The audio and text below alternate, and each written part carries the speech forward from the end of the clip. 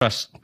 In the discourse yesterday, talking about VP Sara's statements during the November 23, 2024 press con, Senator Judge Risa Ontiveros stated, and I quote, "None of these statements are proof that the Vice President actually contracted an assassin or hired one. She is absolutely right." She then asked the question, why are these acts impeachable? To this question, the prosecution responded, "We understand that these statements may not actually 100% prove that she in fact contracted an assassin. End of quote. Hence, the prosecution admitted that the video does not prove any fact other than its existence. In simple words, there is no proof of any contracting of an assassin. The prosecution's admission before this honorable court made the respondent's position clear. The prosecution has no other competent evidence to prove that VP Sara contracted an assassin. Ang testimonya ni Kalilong, gaya ng iba pang ebidensya kuno ng prosecution, ay hindi sapat para patunayan ang paratang na ito. Trying to prove this stretched narrative using a hodgepodge of materials is a waste of this honorable court's time and the Filipino people's money. Si VP Sara na mismo ang nagsabi na hindi assassin ang kinausap niya.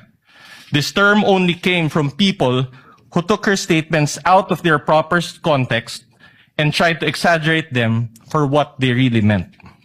The truth of the matter is this. She and her family were threatened. And while her response was unconventional, it was justified.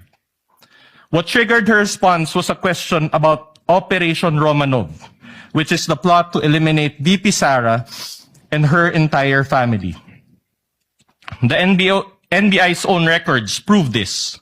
In the minutes of the meeting of Dempsey Reyes' interview, he said, and I quote, "May press con kasi earlier than that, sabi niya, parang hindi lang niya gusto daw, sabi lang niya, gusto daw siyang patayin daw, according to her, ni Speaker. That was during a press conference the day before, November 2022. End of quote.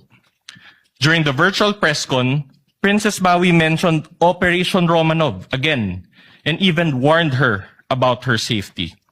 Reyes talked about it, Princess Maui reiterated it, but the NBI gaslighted it. When VP Sara uttered those words, she was not responding as Sara Duterte, the Vice President, but Sara Duterte, the wife, mother, daughter, and sister, who only sought to protect her own and her family members' lives. Operation Romanov is in place, and the threat against their lives is real. VP Sara became the target of unauthorized intelligence and surveillance operations by government operatives that exposed her family to high-level risks and security threats, thereby causing intense trauma and uncontrollable fear. Her homes in Davao and Manila were profiled, and this is proven by classified casing reports. Her trusted security personnel were removed. Her schedule of official functions, like the one in Naga, was leaked by intelligence agents, and her security was heavily compromised.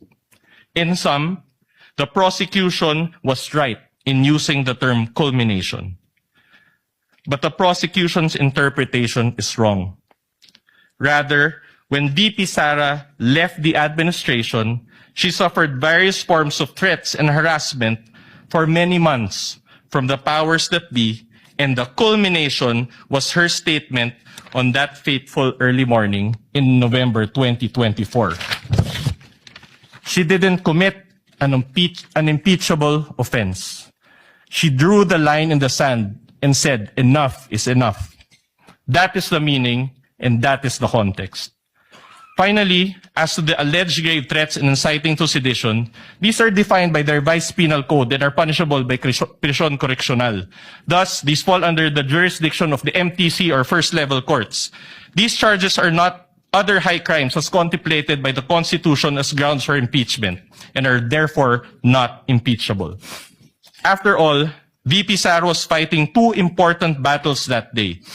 One against the threat to her family's life, and another against the life of the ordinary Filipino, constantly suffocated by the immense weight of corruption, which she talked about during the press con.